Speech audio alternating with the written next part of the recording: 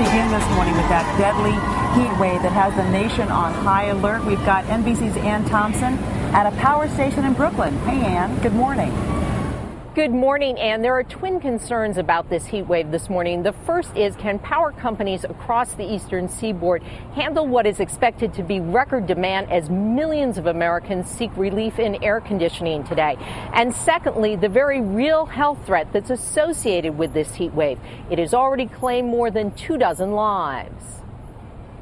You can see it on people's faces. Almost half the country's population sweltering in this heat wave. You can't move without sweating. It's really hot. It's ridiculous. Hot day today. As quickly as some stores get in air conditioning units, they go out the door. Tommy Anthony bought one for his elderly aunt. My aunt is 92 years old, and she had a little bit of a heart problem, and her air conditioner broke yesterday. So she needs one no matter what the cost, no matter what. His aunt is just one of 8 million New Yorkers seeking relief from temperatures that today could hit 100 degrees and feel like 115. The power company says it is ready. We could handle 5 days in a row of 100 degrees. PJM, the nation's largest independent grid operator, managing electricity across 13 states in the Mid-Atlantic and Midwest, says it's seeing record demand. As temperatures go up, air quality goes down, adding to the health risks for young and old. We are concerned about dehydration. It's key for people to stay hydrated. Water is really enough for most. Yet some are feeling a different kind of heat. I now pronounce you husband and wife. These lovebirds, blissfully oblivious to the heat index of 112 in the nation's capital. I didn't think about the humidity. I married my best friend and the man of my dreams. I'm elated. Now, a couple of things to keep in mind. First of all, be a good neighbor and check on your elderly neighbors. Make sure they have someplace cool to go. Here in New York City, they've opened some 500 cooling centers.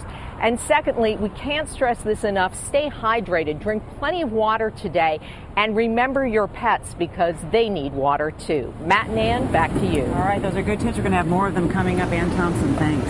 Mr. Roker is just across the street here on Rockefeller Plaza. Al, I guess the question a lot of people have, any relief in sight this weekend? Well, it is coming, Matt. You know it's hot when Matt Lauer breaks out seersucker. That's all I have to say. But as you look at the watches, warnings, and advisories stretching all the way from Texas and Nebraska into New England, and air quality alerts here in the Northeast, red flag alerts for bad air quality. Look at these temperatures right now. This is for afternoon highs. 103 in Philly, could set a record. 102 in New York City, a record as well possible. 98 in Virginia Beach, Charlotte 100. And as we widen out, this heat continues to spread to the west. 104 in Topeka, 103 in Dallas. And what we're expecting, take a look at the heat indexes. You can see it's going to feel like 107 in Indianapolis. It will feel like 111 in New York City. The good news is the pattern is changing. It's going to take a little while. Right now, here's that big upper level ridge, but we're getting a little cooler air coming in. This, though, back in Canada, this is where the real relief comes. As we move into the early part of next week, by Tuesday, the heat breaks in the Northeast, seasonal in the Mid-Atlantic states, but unfortunately for our friends in the South and the Southwest and Gulf Coast, the heat goes on. Ann? All right, Al, thank you so much. We'll get to the rest of your forecast coming up. But let's now turn to what Ann Thompson was talking about, this idea of how dangerous these temperatures are. We've got NBC's chief medical editor, Dr. Nancy Seidemann, joining us with some more of these tips. Just remind us, who is most susceptible, Nancy? You know, in a heat wave like this, we always talk about the elderly and the very young and people with breathing conditions. But right now, frankly, everyone is at risk. And it's a reminder that as many people die of heat-related illnesses than all of the natural disasters. That includes tornadoes, hurricanes, and snow issues. And the number one thing, Ann, is something called heat stroke. And that's where your core body temperature goes high, up to 103 degrees. You stop sweating, your skin turns hot, red, and dry, and you can have a rapid, strong pulse. This is a medical emergency. This is where you take the cooler, you dump the ice on someone, and you immediately get them to the emergency room. And we've actually had some people die this week, actually, of heat stroke. There's also something called heat exhaustion. Yeah, heat exhaustion is not quite as emergent, but just as important. You have to break the temperature, and that is you start sweating profusely, you your skin turns pale, you're just dripping wet, and then you start complaining of muscle cramps and exhaustion.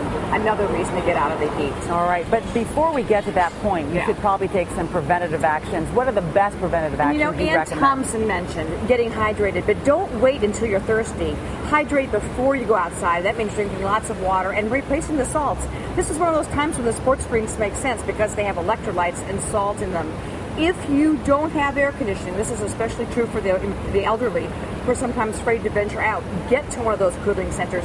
Call someone. If you love to exercise, please pace yourselves, exercise in the morning, and please remember, if you are at risk or someone near you, avoid it. This is not something to be casual about. Nancy Seiderman, thank you so bet, much. Ann, Always great anytime. to have your Thank perspective. you.